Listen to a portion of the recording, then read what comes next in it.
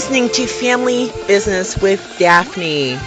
Thanks for joining me for yet another amazing adventure. I'm not here to waste your time. I'm here to give you tips, strategies, encouragement, hope, and hopefully strength to do this day in and day out. You are doing an amazing work. Even if you're just in the thinking stages, thinking is work. And when it comes to family business, sometimes, thinking is a majority of the work. Maintaining a positive mindset, a strategic mindset, so that you can navigate this sometimes complicated, but oh so loving and long-lasting journey of building and growing a family business. You hang in there. Don't let anyone tell you that you cannot get this done. Stay away from the naysayers, whether they be the media voices or the other voices, even in your own home sometimes initially. But it will come around. You will be successful. You will create jobs for others in your community, whether that community is a virtual community or in your own backyard. You are doing amazing work, and don't give up. I'm Daphne Mallory, if you're new to the show, and you can learn more about me and about this topic of family business on my blog, daphnemallory.blogspot.com. I get to engage with you and talk to you on many different platforms. Of course, I love my blog, but I also get to write for Entrepreneur Magazine, The Huffington Post, Times News Magic Valley in my own backyard, and Idaho Family Magazine. Yes, this Liberian is in Idaho. Come on now. I love Twin Falls, and I love family business. And today, I'm so honored to speak with Meghan. Her and her husband run a successful family business called MyBuckleMate. Welcome, Meghan. It's such a pleasure to speak with you. Thanks for joining us today. Thanks so much, Daphne. I'm glad to be here. Are the founder and originator of MyBuckleMate. Tell me a little bit about that product. Well, it's a product that my husband and I came up with the idea for because we have 3 kids, and about 3 years ago we were frustrated because it was difficult to get them buckled up in the back seat of our car, and there wasn't anything on the market that we call it a seatbelt buckle holder, and we felt like we could come up with a solution, and it was just kind of a whimsical idea at first, but once we started playing around with it and looked at different ways of developing products, we found a plastics manufacturer and a patent attorney, and we started developing the idea and brought it to fruition in a couple of years. Now, how did you know? Because I get frustrated a lot in my life with many different problems, and I'm always thinking, man, why can't they fix this or whatever? How did you know, though, that would be the idea that you should act upon? Well, it wasn't something that we didn't think about where we were going to ultimately end up, where we are today when we started it. But we felt like it was something that we could come up with a solution for, if we could come up with a product. And because we happened to know a plastics manufacturer and we knew a patent attorney, we started the process sort of just exploring it. How would someone develop, how do you do injection molding? How do you design something like this? And once we started, it's not as difficult as you might think. And because there's nothing on the market like it, it sort of fell into place over the period of a year or two.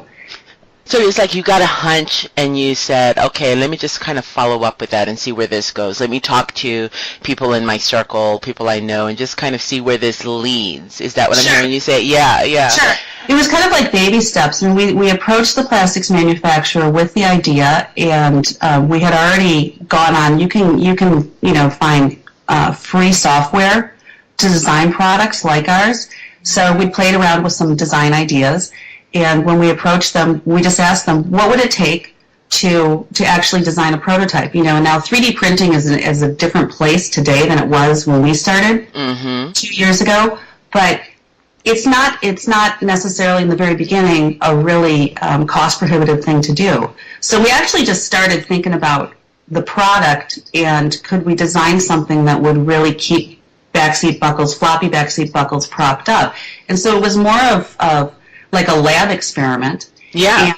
And once it took like several prototypes and several iterations, but once we started building those prototypes, we felt like, this is something that actually does work, and we should really start pursuing it, more seriously. So it wasn't something that we thought, well, this is a great product idea, and it'd be great to get on Shark Tank, in the next year or two. That wasn't how we approached it. We really just wanted to solve a problem, and in the course of doing that, we found that the solution was terrific, and then we got excited about it and decided to really launch it as a business. Well, let me take a step back, because not everyone sees a problem and says, well, let me solve it through business. They say, okay, that's a problem. Let me send that idea elsewhere and let me continue my 9 to 5. So is this your first business? Were you already thinking about entrepreneurship? Tell me a little bit about that. Is this your first attempt at business? This is our first attempt at business, and we've both, my husband and I, have had long careers in different kinds of industries, but this is our first entrepreneurial business. And at the time that we came up with the idea, I had left my career for about 8 years to stay home and raise our 3 children, who they're 13, 10, and 7 right now. So I've been out of the workforce, and my son is now in 1st grade. So this was about the time that he was in his last year of preschool. I had a little bit more free time, and I think that combination was, we just kind of laid the groundwork where I had some extra time and I was interested in doing something outside and going back to work. And, I had worked in a corporate environment for many years. I was in commercial real estate, I was in banking, I was in public relations, and I didn't necessarily want to go back to work for a large corporation because I wanted some flexibility to be home with my kids. And I had found that balancing a full-time job and taking care of the kids was a little bit difficult. So this presented an opportunity for us to grow something, gradually and get back into the workforce and build something that's really our own. I love that story. It's very similar to mine. I was practicing law and decided it was time to go home. I've got 4 little ones, and started homeschooling and just being engaged in being a mom, and then that entrepreneurial bug hit and took that time to kind of develop it and grow it a bit. So I completely relate to that story. I think there are a lot of women who are thinking about, well, how do I make that transition from the workplace or even from home towards entrepreneurship?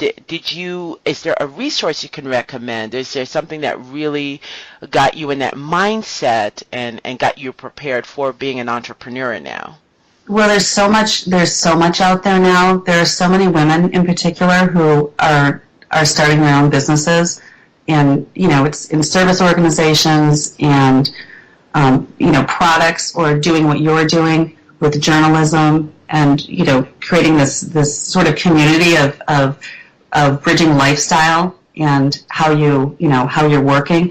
But the biggest help, I think, for me, because when you stay home with your kids for a period of time, you become a little bit insulated. Yes, I can attest to that. Yeah. Right. And the thought of going back into the workforce can be a little bit intimidating. But there's an organization I joined early on in this process called Her Corner, and it's a women-owned business organization. It's a networking group that originally was in the DC metropolitan area, and it has 250 members just within DC. And these are all women who've started their own businesses in every business category you could imagine, and they're at different stages. Some have just an idea, some are extremely successful, nationally recognized business owners. And I joined that network, and it was this sort of breeding ground for sharing ideas and learning about what resources are out there if you're building a business. And it's been a fantastic resource. Oh, I love that. You know, I can imagine just having the support of other women, period. absolutely. Having that same journey is so critical. Well, these are all women who have similar stories and backgrounds like we do.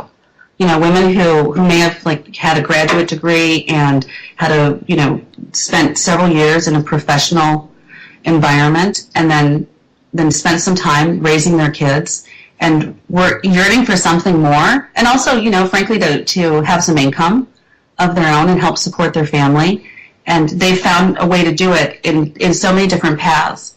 And having those women, it's also the great thing about the network is that you can share information very freely and frankly, and it's not necessarily judgmental, and it's not a competitive environment. It's really collaborative. Mm-hmm, mm-hmm. And I think that's so important. I've spoken a lot about connection and collaboration. I think there's such a great opportunity for women to come together, especially when they are the ones with the time to build up that family business. It's so important to exchange ideas, get mentoring, whether it's formally or informally. Did you have a mentor in that group, in that network, or were you a mentor to someone? Well, it works both ways. In the beginning, I had several mentors who were not necessarily formal mentors, and over time, I get requests from people who are just at an earlier stage in their business development. Like I spoke to a woman yesterday who has a product she sells. It's parties in a box, and she began about a year ago, but now she's trying to branch out and sell it on a retail basis. And I just talked to her yesterday because she found me through her corner. So it works both ways. But the other thing about this network that was great is these women, they're great. They offer terrific referrals to outsiders who you might need to grow your business. Yeah. And that's how I found my marketing firm through her corner. Mm-hmm. And the woman who runs that is a member. I found my fulfillment provider through her corner. And it tends to be all of these, my business attorney, for instance, tends to be all of these people who are family-owned businesses as well. So you come in with an extra, I think, shared sense of commitment and trust when you are able to grow your business and use this mentoring through these networks. Oh my goodness, I think that is so powerful. As someone who has had to do a lot of trial and error in the beginning stages of my business, that just sounds so powerful and empowering. I cannot imagine having a network of women like that to go to. Now, is it all business related, or do you get to go, I want to kill my husband who's my business partner? Well, because with women, it's everything. Exactly. There are times when we meet for manicures or for coffee. So it's both. It's social. It's just there are yoga sessions, and it's everything.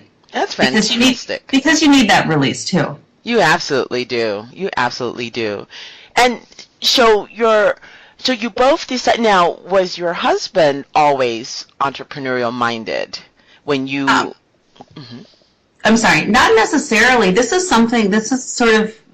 sort of fell in our laps. The idea came, and once we started developing it, we thought, well, we'll pursue it. But it's something that we didn't have any experience in whatsoever.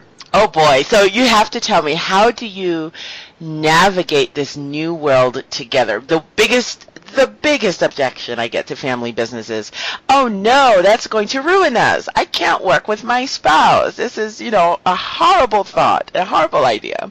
So how do you, navigate this new venture together when this is a first for both of you? Are there some best practices as a couple that you implement? Do you do date nights? Do you do weekly meetings? What do you do to ensure that you have a strengthened relationship during this process? Well, I think that we have the added disadvantage, I guess, also of having our business run out of our home. Mm-hmm. So there isn't a physical separation between our work life and our family life. Yes. So the business right now is growing rapidly, and we don't have a lot of extra time between our family and our kids. So we don't have a lot of time to do get away for a quick vacation or a weekend or date nights. But we do make an effort to make sure that our weekends are pretty sacred with our children, and that we have some time apart, of course. And I love how you said, of course. Of course. Break it down, Megan. What do you mean? Break it down. You have to plan those things. It doesn't, because otherwise it never happens. Yes, yes. Right?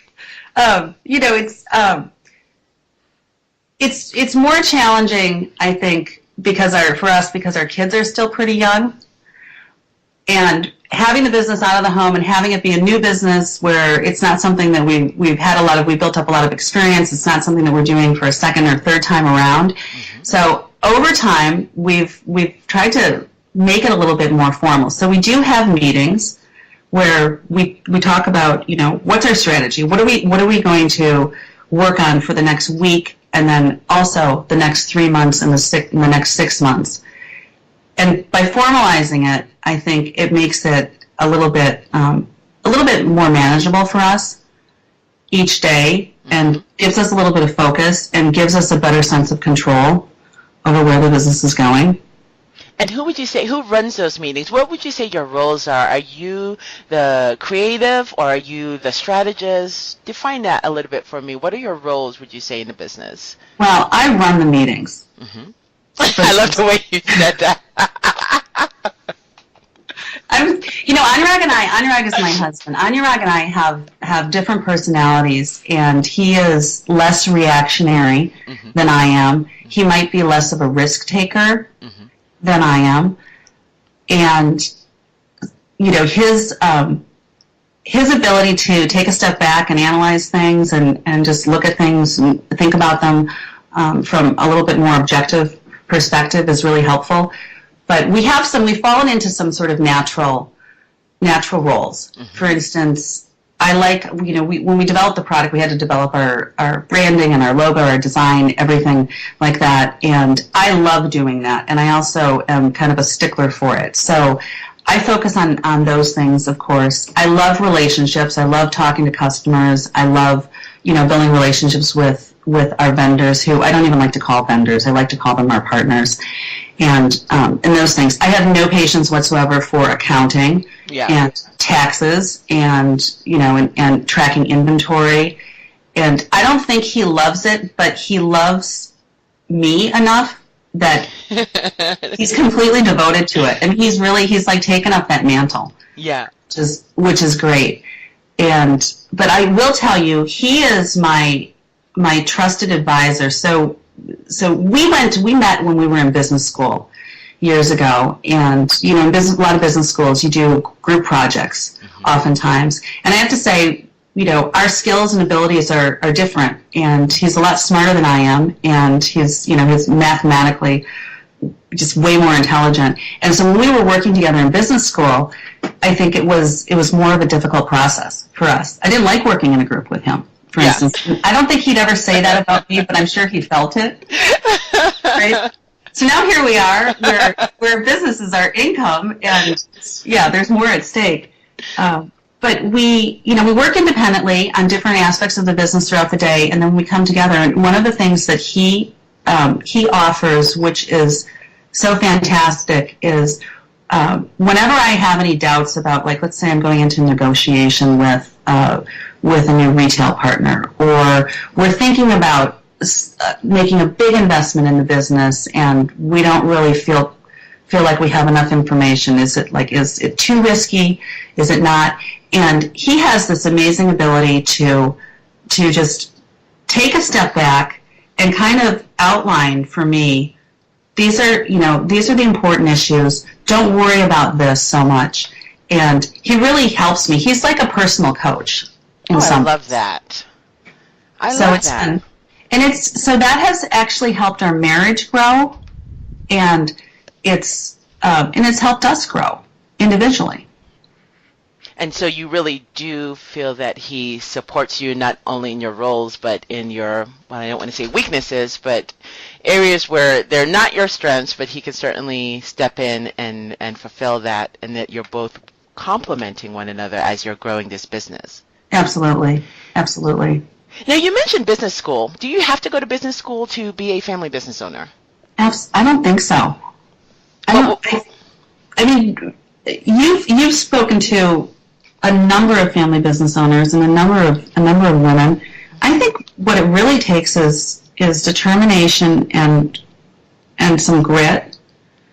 You know, having a strong stomach, being able to manage some risk. But for any business, new startup, it doesn't matter what your educational background is. I think you learn through experience, and there's so many resources through people, even on the internet, that as long as you can tap into, build a network of good advisors, and just get as much information as you possibly can, and learn to trust yourself, I think those are the most important things.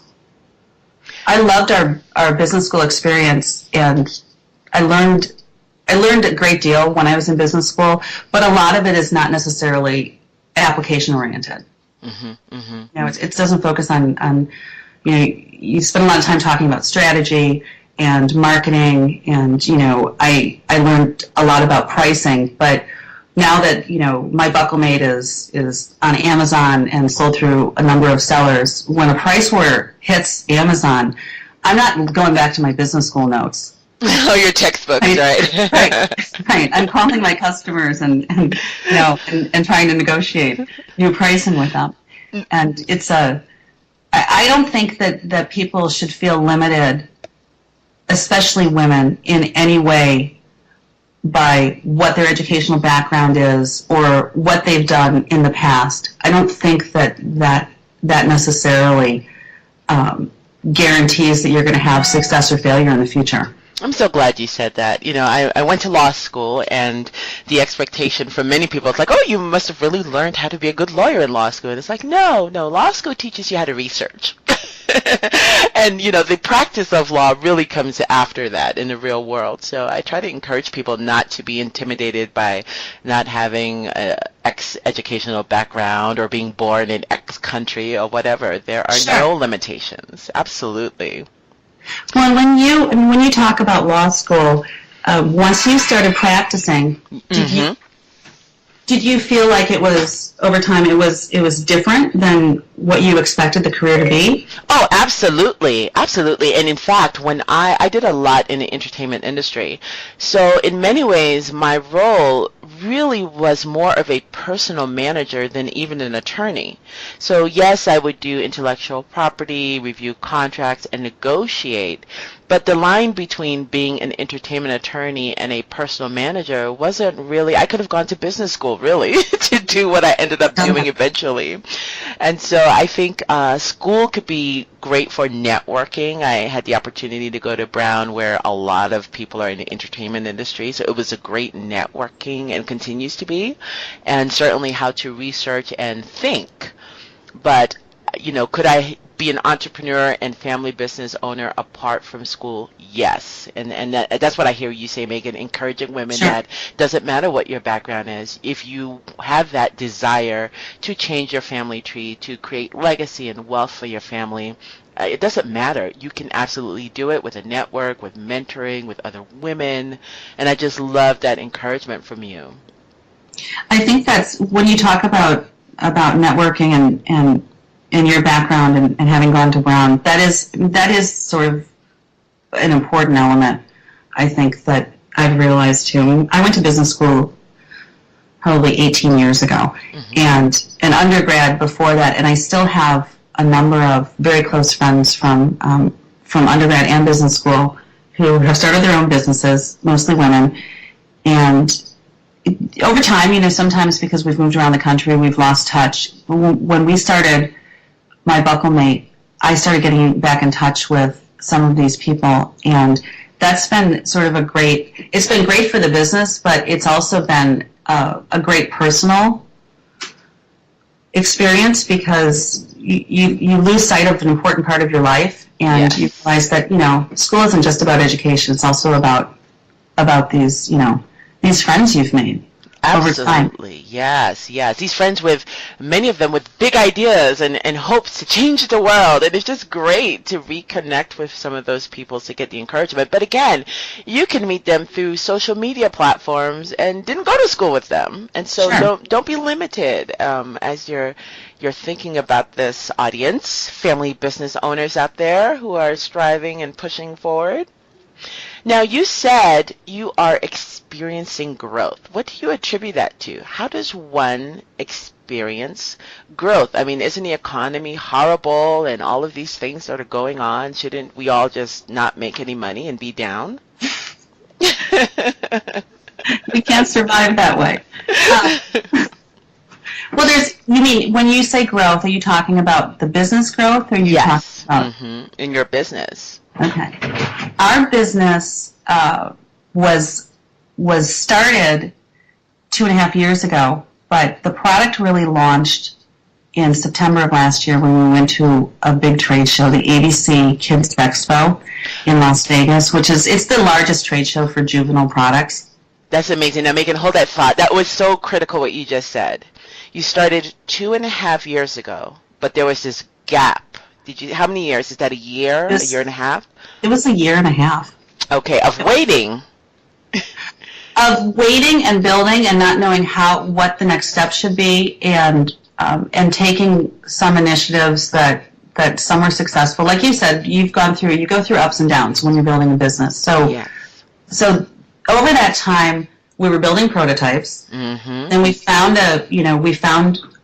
our final production model, and we ordered the tooling, did all of that, and we were working on the patent, which just now, our patent it will be issued in the next couple of months, but that whole process, and I'm sure as an attorney you know more about it than I do, but whenever I read a patent application, I still feel like it's great. But it's taken 3 years. Yes, yes. And so you're building, you're working, you're pushing the business forward. And then we got to a point where we realized we had this product to sell, and we didn't know how we're gonna tell the world about it, because it's not just like a new brand product. It's also a new product category. There wasn't a seatbelt buckle holder out there. Look at that. Right. So how do you talk to? You think like the internet is available and it's easy to get information out to people, but when you're talking to the entire world, your message can be diluted, or maybe you're not hitting anyone. So we did a couple of things. We launched an Indiegogo campaign, which was mildly successful. What is that? So it was a crowdfunding campaign, and people know Kickstarter better than Indiegogo. So actually, what we initially did was we tried to launch a Kickstarter campaign, and this was probably a year and a half, almost 2 years ago. We started that process, and we spent a great deal of time putting together our campaign. It's a great thing to go through, even if you don't even launch the campaign, because it helps you develop your business strategy. I mean, you have to put it all on. It's like building a website. You have to put everything up there. Yeah. What are the benefits of your product? What are you doing? Now, Megan, let's take a step back, because not everyone is familiar with crowd funding sources. So tell me just briefly, what is Kickstarter? What are you talking about when you say, I put together a Kickstarter campaign? What do you mean? Okay.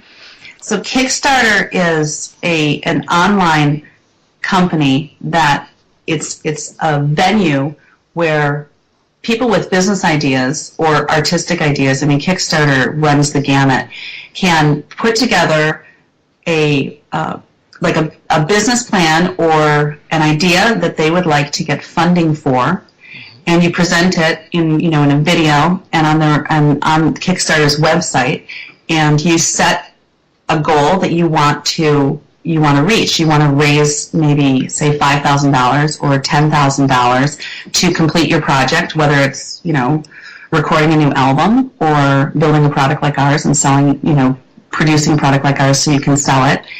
So you set a goal in mind, and Kickstarter will launch your campaign on their website, and people have between like 30 and 45 days where they can fund your campaign. They can go on and read your business idea, and if they like it, they can contribute money toward your campaign, And in exchange for the money, they might get different things. In our case, we would offer a set of BuckleMates. Some people offer different things.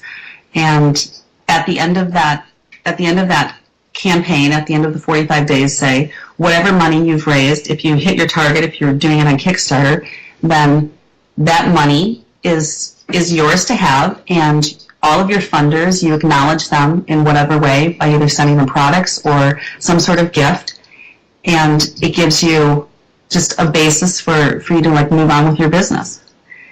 And so you kind of have this pool of angel investors you've never met, probably would never meet, could really connect to in your local community. It's global, and you have the opportunity to get these people to invest in your idea because they're passionate about it or believe in it, etc. And they can donate what, as little as $10 or $100? Would you say? People can donate up as little as $1. I've supported some Kickstarter campaigns where people were raising money, and I didn't necessarily want their product, or I didn't want, I didn't want the T-shirt that they were going to send me, but I liked the idea, and I think it's a good idea. So, sometimes I donate just $1 or $5, and it depends. Every campaign is different, but it's not asking for an investment as in a share or stake in your company.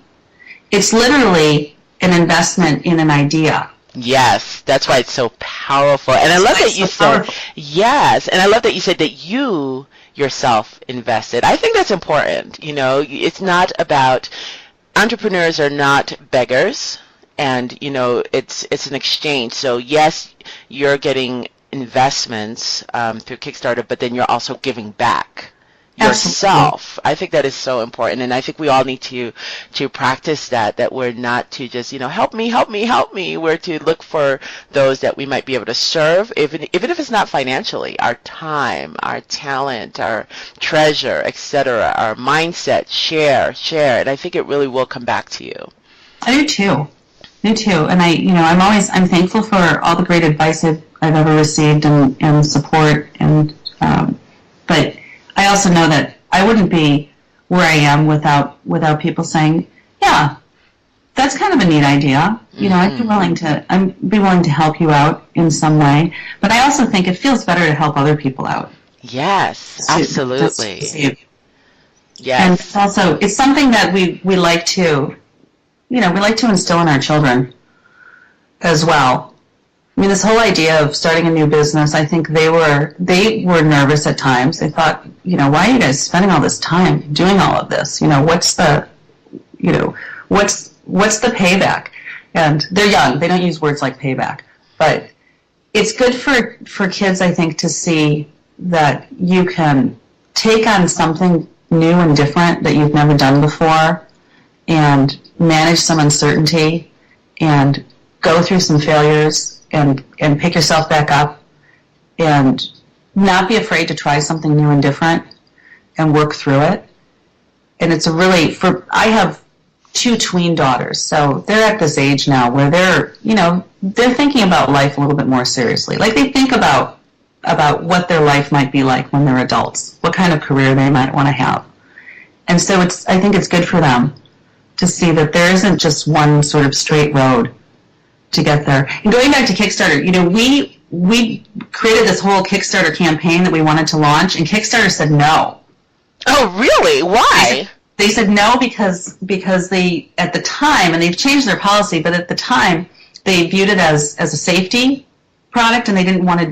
There are things that crowdfunding sites will not let you create a campaign around, like. Things that are illegal, like it can't be like nicotine related or drug related. There's just a lot of, obviously pornography is a no-no. So they said no to us because they viewed us as a safety product. And we thought, we'd spent a lot of time putting this together, and we thought, oh my gosh, does that mean like the whole product's going to fail?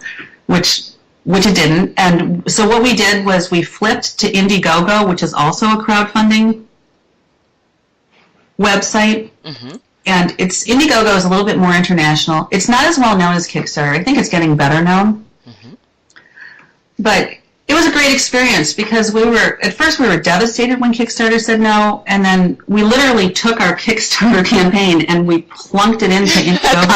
Copy paste. We copy and pasted it. And then within a week, and Indiegogo doesn't say no, so within a week they, we were able to launch it. But,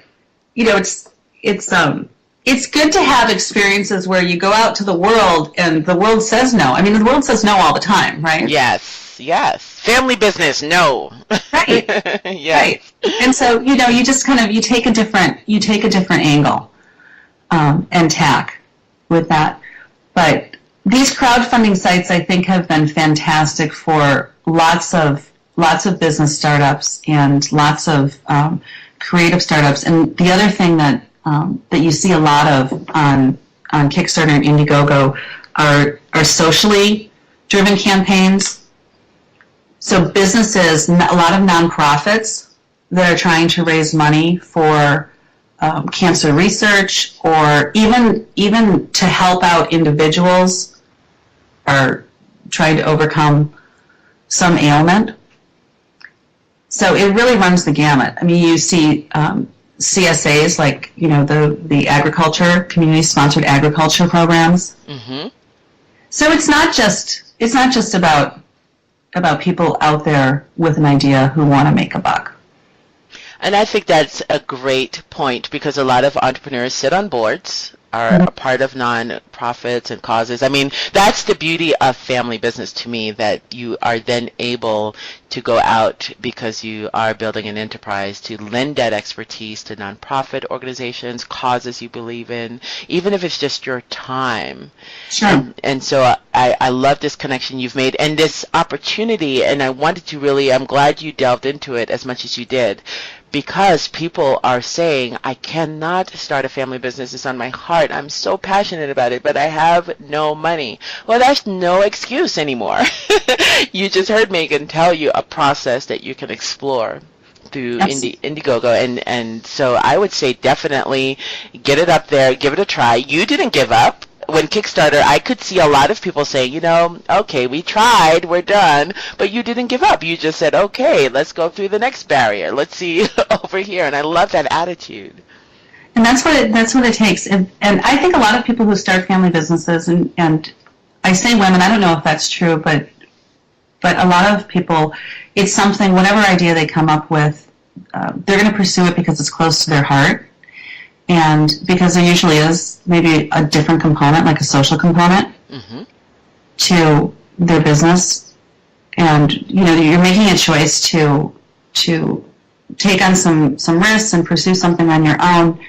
And there are some trade-offs, but all of the advantages, having control over what you're doing, being able to wake up every day and go to work and feel good about the decisions you make. You don't have to deal with so many ethical dilemmas. Yes, I'm so glad you said that. But Meghan, isn't entrepreneurship evil if you're making a for-profit, if you are running a family business and you're making a lot of money? Isn't this evil? Shouldn't you be a non-profit?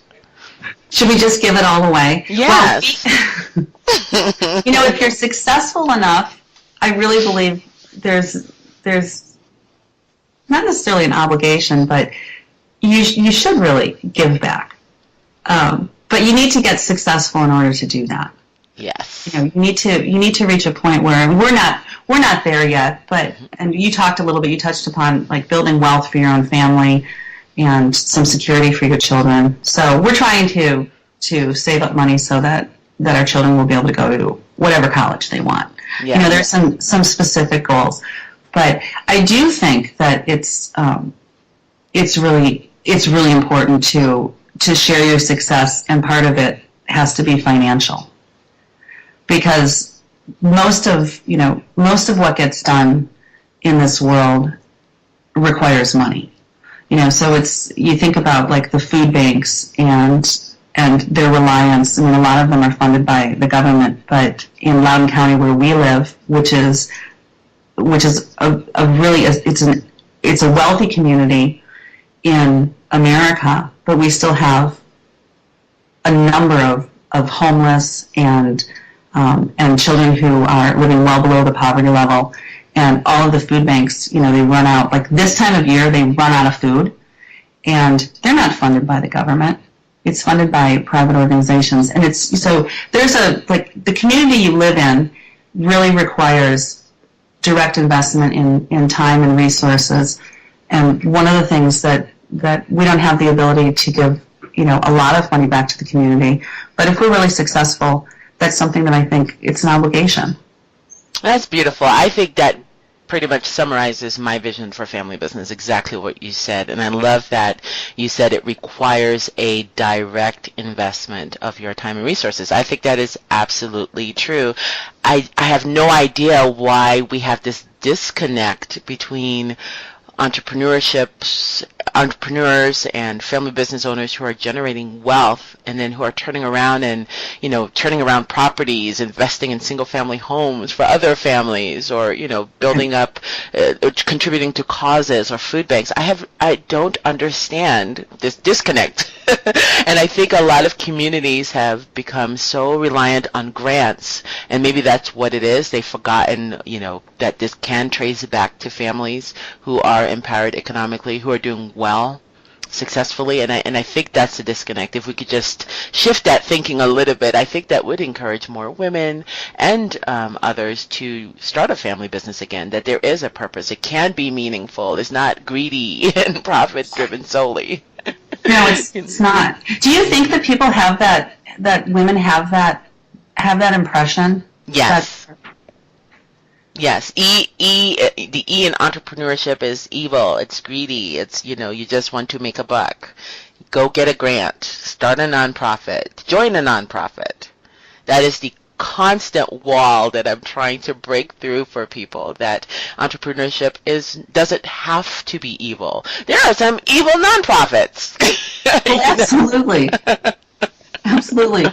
But that's interesting. So I guess it's like you're saying that there's some guilt that people feel, and yes, and some bad media or whatever it is that has just generated the sense of, if you're an entrepreneur, you have no say in anything social, really, or you're certainly not into community development. You're just greedy. You're all for you, and you're all just taking your take. Yes. Yes, and that has to change. Well, it does have to change because communities do rely on individual investment to survive. Yes. And that's what makes the communities, the community you want to live in is only going to be nice. It can't rely on just the job market, the external job market support, exactly, or tax dollars supporting it. But what's even more interesting is that when I think of entrepreneurship, I think of it as this, it's a way for you to become self-sufficient. My husband and I have gone through periods in our life where we've been out of work for long periods of time and not had the security that we once had. And once you have children, that can be pretty scary. So the other reason that we really wrapped our arms around the business, and it wouldn't have to necessarily be MyBuckleMate. It could be something different. And in the future, hopefully we'll start a different business. But it's also about building like this sense of, or not a sense, but building an actual security net, like creating skills that and just a way for us to make a living and support our family without having to rely on working for a large corporation or. No, Megan, that's a big idea. Whoa, wait a minute. Did you just equate starting and growing a family business with a security net? Yes. That is a mind shift, because, of course, the typical myth and objection is, you need a job for security. Don't start a business. You need a secure job. You need a paycheck that you can rely on. So how in the world can you say that building a business is a security net, Megan? Well, mine hopefully will be. I mean, you have to have a strong stomach for this, of course. Yes, yes. Okay, and it might not succeed, but like I said, we've had, my husband has worked for large companies and smaller software companies, and he's gone through downsizing more than once, and I've worked in commercial real estate and banking, and and those industries aren't always the most resilient. Yes. But so yes, you have to invest money in growing a business, and if the business fails, and everyone will tell you. I mean, so many people will tell me every day that yes. 99% of businesses fail. That's not the news I necessarily want to hear. But 1% of them succeed, and all those people, those 99% of people whose businesses failed, usually start a new business or they're going to work. They're using all those skills that they developed. Yes. To work in a different field. And that was the one, we talked about how much time it took for us to develop our product. And it wasn't until the last 6 months that we really felt and knew that it's going to be successful. And yes, I mean, this company can be profitable, and that's great. And we don't know how profitable it's going to be. Maybe it's not enough. But through that whole time of like walking in that wilderness, I would keep telling myself every day, I'm learning something new, and this is something that I can do for someone else. I can go to work for someone else's successful company if mine doesn't succeed. I have a new set of skills, and I think that those are unique skills. Whether or not you succeed is not as important as how much you've put into it and how much you've learned and your ability to just translate it. I love that. Yeah, that's your security net, your set of skills and your mindset and what you're learning that you can translate and use. It's like a resource. You can use it anywhere. It is. It is. And the job market's different. I grew up, my dad worked for IBM for 17 years, and then he worked for another company for 12 or 15 years, and then when he was my age, he started an entirely different kind of business, which was kind of his first entrepreneurial, but it was a franchise business, so it wasn't like a brand new idea. But I remember when he left his second job, I was in high school at the time, early high school. I remember feeling this sense of insecurity because I didn't really know what he was about to do, and I was young enough to know that. Old enough to know that money is important and financial security is important, but I didn't feel like he was, I didn't feel confident that the change he was going to make was something that was going to succeed. And he told me, you don't have to worry about that because I'm going to make it succeed. But now we live in an environment where most people, the most successful people tend to be people who are able to change jobs every 2 or 3 years and move from, within a career maybe, but, move from position to position. That's the track of upward mobility. So when you're talking about women who've taken some time off to raise their children, or even if they haven't taken time off to raise their children, that's a difficult career model to mesh with your family life. Yes, yes. And it's a lot of work to change jobs. It's a lot of work to compete on that. I don't know a lot of people who can work 50 hours a week and raise their kids, whether it's the mom or dad, but I think in most cases, moms, pay the price a lot more. And so one solution to that, I hear you saying, is a family business where you can grow and build your own skills. And I keep hearing the word, and I don't want to put any words in your mouth, but I'm hearing adaptability is so crucial. So you're learning these skills, and then you're able to adapt them to whether it's a new job situation or in another business or in your current business. You just have to be adaptable. Am I hearing you correctly? Absolutely. Absolutely. There's nothing more frightening than not knowing where your next paycheck or where your next mortgage payment is going to come from, and feeling like you're relying on what Congress is doing in terms of boosting the economy. Correct. That's Yes. it hasn't worked, and it doesn't work, and that's more frightening. Yes. Yes. I think it is empowering to pursue entrepreneurship, to take control, to take the responsibility to create the change that you're looking for in your family.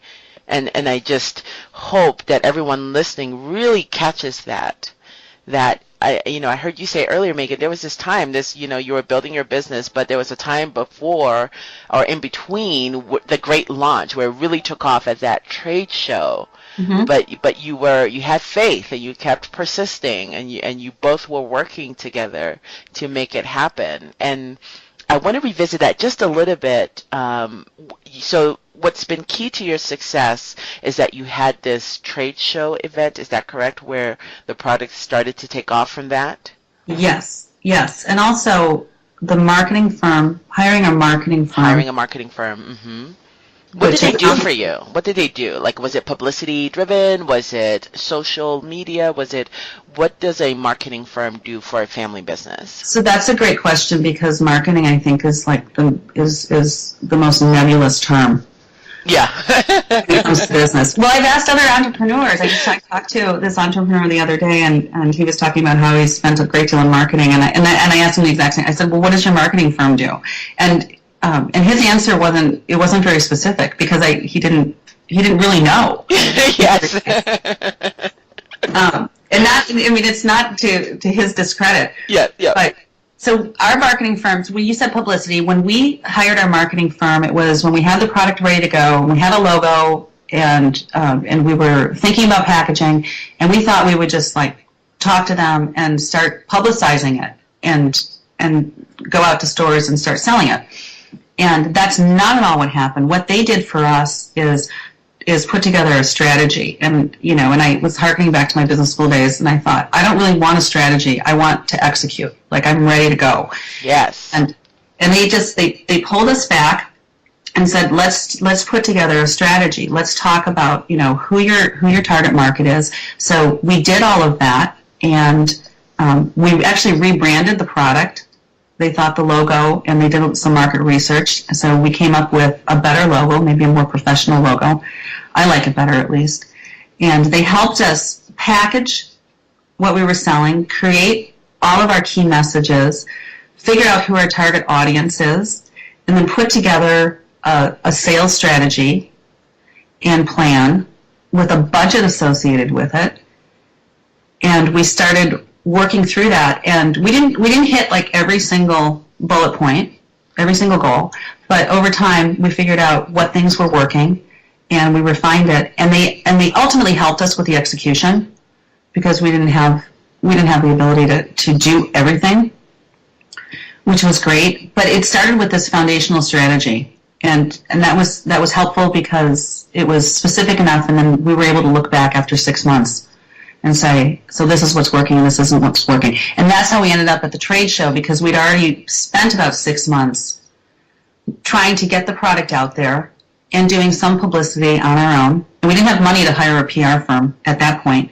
And so we kind of rolled the dice, because going to a trade show can be very expensive, and it was, Yeah. Mm-hmm. but it was totally worth it. And we just said, we've tried this road, and we could keep going down this road, and we could be successful, but we kind of know what that feels like.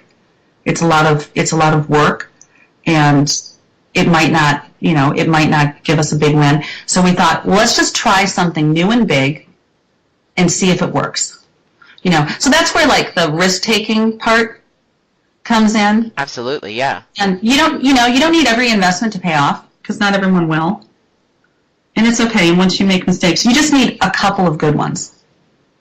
And did you use the fact that you were a husband and wife team as part of your sales and marketing strategy? Why not?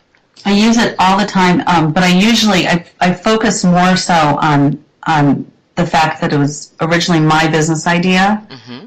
and Anurag has been just really instrumental. But I think I'm the one who pushed to actually make the product, Mm-hmm. and invest in the tooling.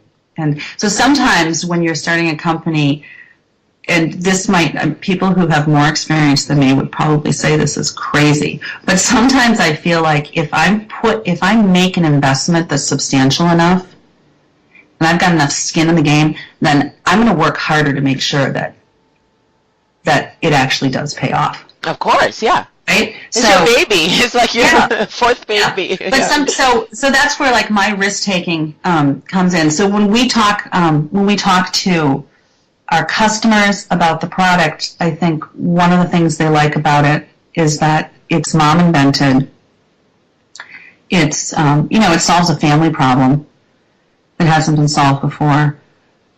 And there's just an entire, there's that community of women who have gone back to work because they've discovered something that they think can make family life easier. And this has made their life easier, and so they want to share it. And that's a message that resonates. Yeah, I totally get it. I love that you've used that a lot, and I really love that sharing. And I think that in this society, in this economy, and where we're headed, I think people are looking for one, community. You've stressed that a lot, and I agree. And two, sharing. I think people are just done with being the isolationist and hidden. I think people are looking for opportunities to connect, to collaborate, to share. And if you could provide a community around your business idea, I think that's powerful for both sales and marketing. Absolutely.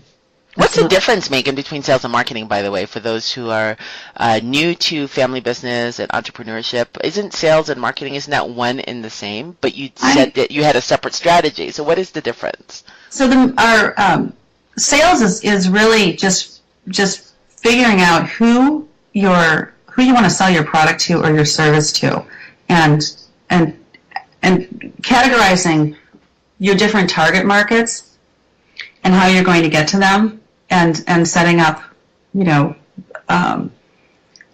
sales targets. It could be revenue based. It could be, quantity based. But you can do it regionally. But it's literally like an action. Like you've got something to sell, and you're going out and approaching your customers and negotiating sales contracts. Marketing is everything you need in order to get to a point where you can talk to someone about what it is you have to sell and what differentiates it. And the marketing component is really important because it also evolves over time. So marketing is what is your brand? What is it that your business is really about, and how is it different, and what kind of value can you offer people? Maybe not even specifically about what you're selling. You think about any. I'm trying to think of a good example of. Well, talk about yours. Talk about MyBuckleMate. What is the value that you bring to the marketplace? So the value of the product itself is that it helps kids buckle up and parents buckle their kids up independently, right? With one hand. Like it's a convenience product. So instead of spending a minute fiddling for buckles and could be freezing cold or really hot, and your kids have backpacks and everything. Instead of doing that, you're able to get them in the car and get on the road quickly. But the other things that are more important is you're getting into that car with 3 kids and everyone's fighting or they're scrambling and you're running late, and your kids who are 5 or 3 want to be able to do it by themselves and they're not able to. So what we talk about is it's great because it affords your kids the ability to develop this safety habit that's really important, but to be independent. Because kids aren't worried about how safe they're going to be in a car crash. They just want to be able to do something on their own. Oh, I love that. And so you don't go out to the marketplace and say, hey, I've got this car solution for you. Try this. You're saying, hey, do you want to create independence in your children and create this safety habit? Here is a solution. Yes, and it's all of that. So it's a combination of all of that. And there's some other things that our marketing firm did, which was really helpful to our product, and that was setting up like a schedule of different. We talk about publicity, but there's other ways to get out your word out in the world, and one of them is awards. So, That's creative, meaning well, and you apply for awards. I mean, you're not, people don't just come to you and say, hey, I saw your product, or I saw your service, or I saw your business. And there are a lot of awards out there. So for us, we're a National Parenting Publications Silver Award winner in the babies and gear category. Congratulations. Thank you. So that was really helpful because it gave us some credibility, and it boosted our confidence as well. We have the Mr. Dad seal of approval. But there are a lot of different avenues where you can get some recognition either in the community or nationally for what your business is doing. For instance, my fulfillment provider, which is a warehouse, and they have a lot of leveled services. They do, they have a call center for customer questions. So it's a well-established business, and it was started by a woman, and now her daughter helps her run it. And I think she started about 15, 20 years ago. In any case, they've grown, and they're at a point where they're trying to expand and invest in many more properties.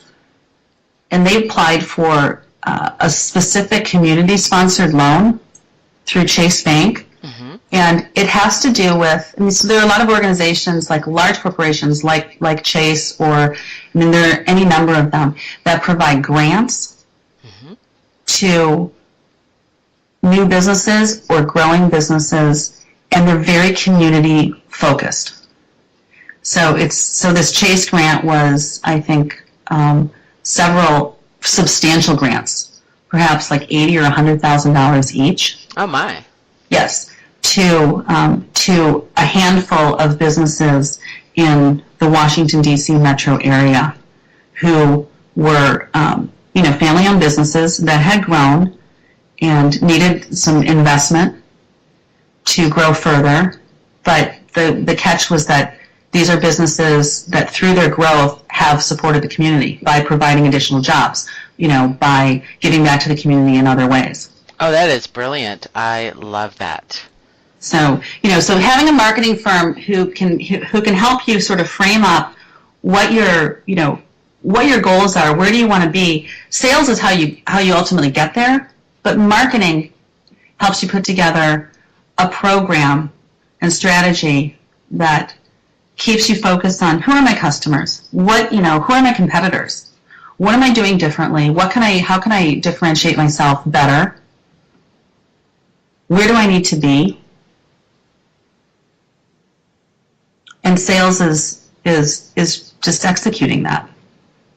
And I hope everyone listening wrote that down, or certainly listened to the program again and take notes. I think that's just an amazing piece of advice and questions that we should all be working on and reviewing on a daily basis. Meghan, girl, I could talk to you endlessly. It's just such a great conversation. Thank you so much for your time. And where can we learn more about your business? Well, MyBuckleMate, we have a website that has all of our product information and, a video and some background on how we founded the company. And the website is www.mybucklemate.com. And we also sell on Amazon. And if you Google us, you can find us. That's excellent. You've been listening to Family Business with Daphne. Continue, guys. You can build a family business that lasts for generations to come. I hope you've been encouraged by the conversation, and continue to tune in weekly as we explore more tips, strategies, and stories around this topic of building a successful family business. See you next week.